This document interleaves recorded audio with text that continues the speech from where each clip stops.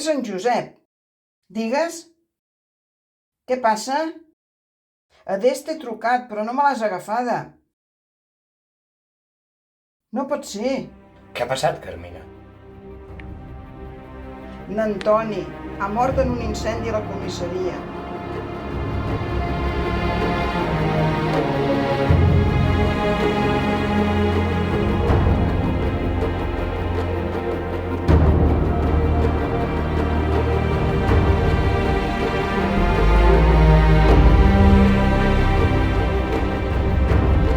El que va començar com a un dia juliu va acabar com a un dia molt trist. Els amics van anar a veure en Josep, que els va explicar què havia passat.